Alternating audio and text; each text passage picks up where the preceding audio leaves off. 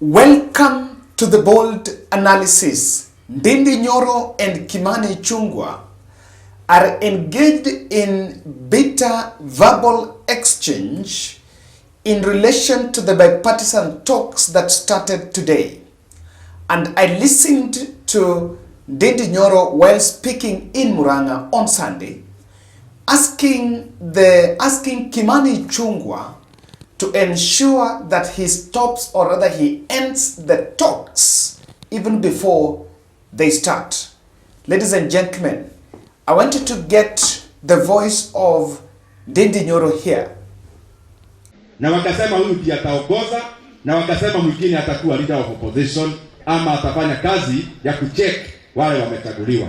Kwa hivyo with no doubt and with certainty, me as Nyoro and the people of Murang'a, the people of Kiharu, the people of Kenya, we are pleading that tomorrow as the talks resume, the first agenda should be actually to terminate the talks. Tunasema sasa tuachane na hii mazungumzo. Mazungumzo inatupeleka wapi? Tuendelee na maneno ya kazi ya kujenga barabara, kazi ya kuweka maji, maneno ya kuongea. Sisi hatuungi mkono, tuachane nayo, tutembelee na kujenga Kenya yetu. Na hii maneno mengine yote, huyu barozi akiongea anatukanwa. Sisi wanasiasa tutulize boli.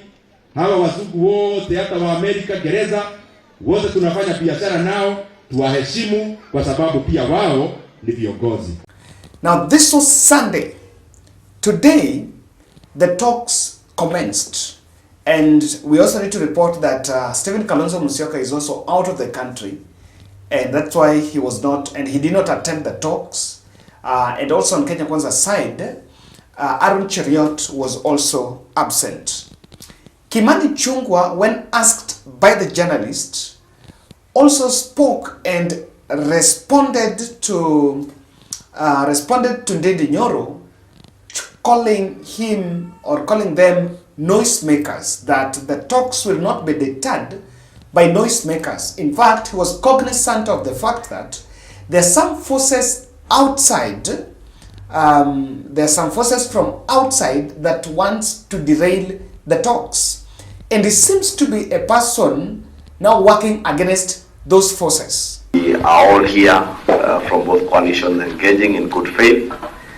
We are also aware that there are many other forces out there, and we noticed yesterday a lot of flurry of activities from the media quoting other people outside this dialogue team.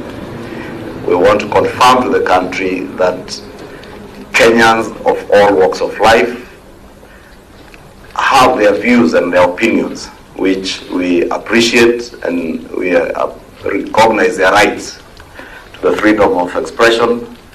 But whatever other Kenyans say out there will not in any way determine the discourse of the engagements in this room. And we will work ignoring all the other noise that will come from other quarters out there. Thank you.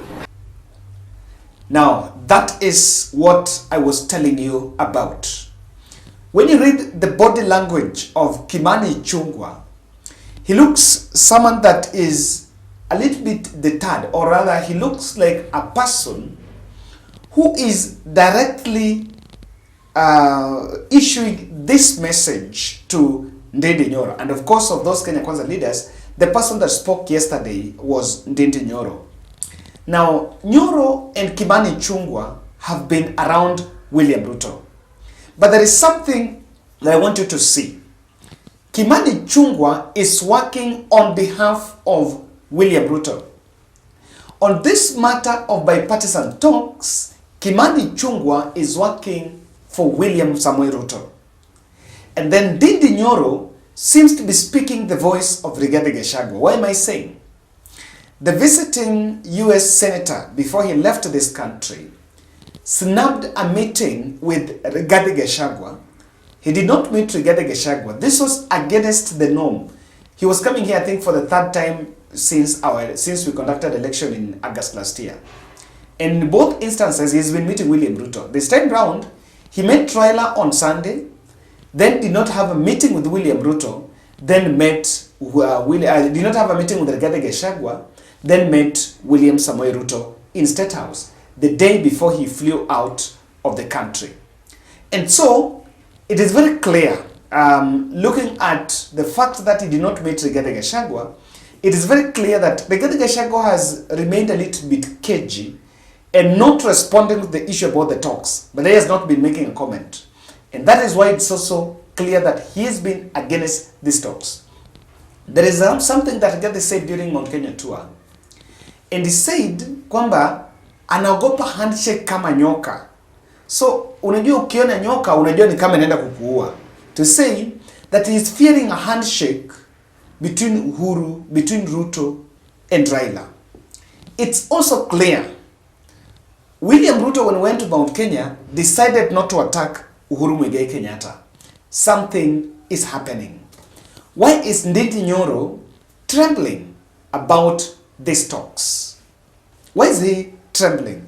And from that statement, he was speaking as in Murang'a, or sisi kama watu wa Murang'a, or sisi wa Kiharu. Number one, there is a deliberate effort to profile the Mount Kenya leaders that are part of those talks. And they will be branded as people who are against the community. You know, what this will then mean is, the next thing you will hear is, Mount Kenya leaders that are in those talks should withdraw. What Ndindi Nyoro has emerged, or what he is trying to do, is that he is daring anti-Ruto protest, or rather Kimani Rigathi Gachagua is using Ndindi Nyoro to relay a message to William Ruto that I will lead a protest against handshake with Raila Odinga, or against talks with Raila Odinga. And this, I want to tell you, is because of misled intelligence. There is a couple of people that have always believed that if you look at what Kenyans are saying, we don't want talks, we don't want talks, there are a couple of people that have believed that Mount Kenya people doesn't want Raila Odinga. I want to make that clarification here. Even in this channel, we have, to say the truth, majority of my viewers here are from Mount Kenya. Let me tell you the truth, I've done my research. When I do my research, majority are actually from Mount Kenya. And so,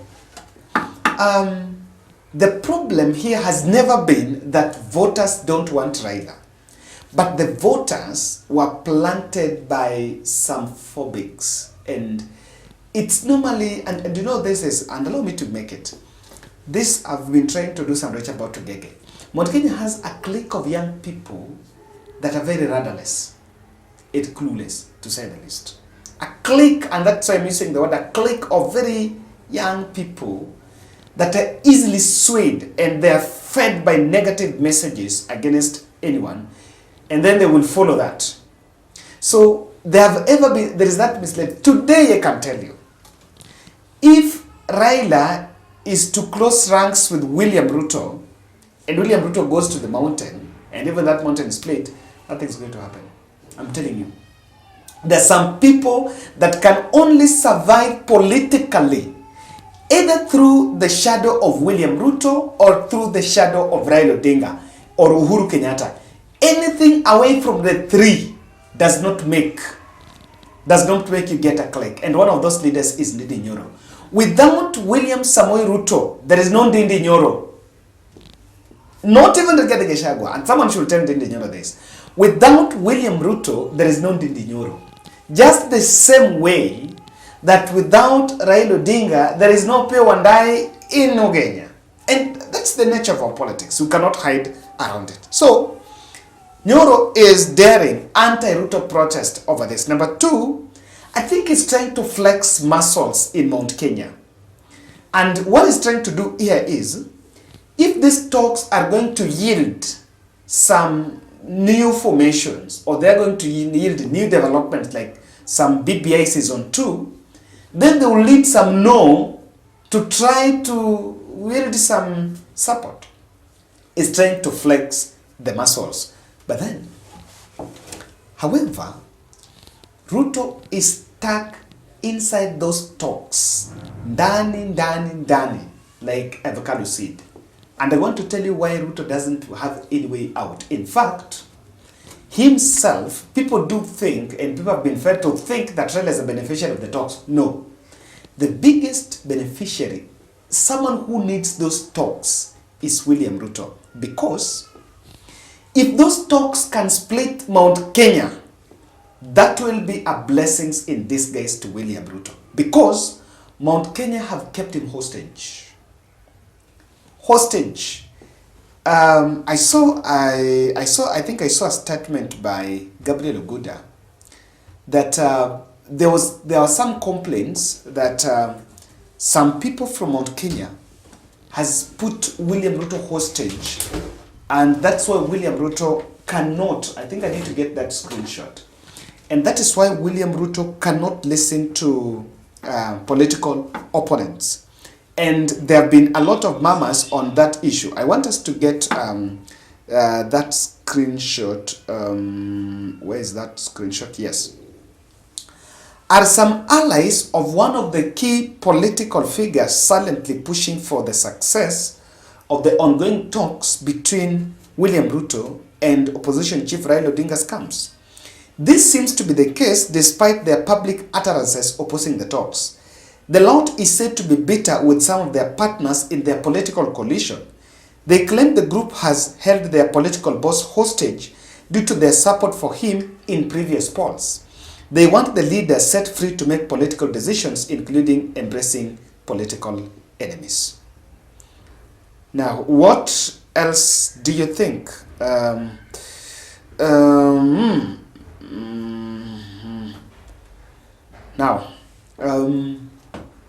Just in any case, that is what is happening. William Ruto has been held hostage by Mount Kenya, and anything it tries to move left, it's about what Mount Kenya wants. You move right, and so Mount Kenya, a clique of those Mount Kenyan leaders. And so if the talks can split it, the better. Because it will bring me to point number 2. It can reconfigure political formation. And Ruto wants to reconfigure the political formation. It's a very dangerous route, but the reason why he needs it is because if William Ruto will campaign on hustler movement in 2027, then he's going to have a difficult task ahead. So, political formations, if it changes, he will be more comfortable even to get support and work with the Raila Kalonzo side than even the Mount Kenya. Because for you to ride on Mount Kenya, you must work on campaign pledges that were never met, which is a big problem. So, if it can split the mountain, the better, because of course the politics will reconfigure. And the more they reconfigure, he's looking for a new political formation. Let me tell you. William Samoei Ruto is looking for a new political formation. And if someone can break away from UDA now, it can be a blessing in disguise for him. Because what he will need, Raila Odinga is not going to be in the ballot. And Kalonzo Musyoka is also angling for presidency. Kalonzo is angling for 2027, 2032.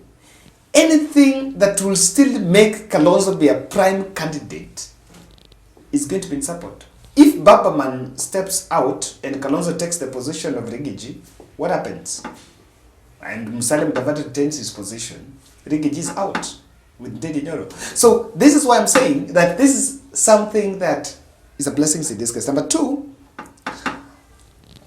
without the talks, or rather with the talks now underway, what exactly has been happening is Raila's profile has been surging, or rather has been increasing. And the trajectory was taking of those protests was already emotionally consolidating Kenyans around him, despite of the political formation. So what he actually needs to do, he needs to restrain, he needs to contain Raila by getting a new political dispensation. If there is going to be BBI, it's better you have Raila on your side than having him outside. You better have him on the side. And that is why William Ruto is looking at number 3. There is a pressure on campaign pledges that are not going to be met. With these pledges not going to be met, Raila will not want, Ruto will not want a situation where there's some people in the streets reminding hustlers that what you have promised was never delivered. Just as simple as that. And that is why he has stuck with these thoughts. Despite of these forces outside that Kimani Ichung'wa is then leaking, is talking about, William Ruto needs that talk, those talks as early as yesterday. Thank you. I want to read your feedback here. What do you think about the war of words between Ichung'wa and Nyoro? Is it stage managed? No. If you look at the body language of Kimani Ichung'wa, it's totally different.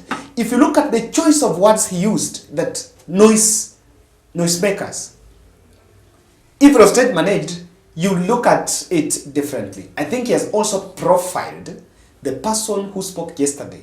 He has clearly profiled Nyoro as a noisemaker. I don't know how you get it.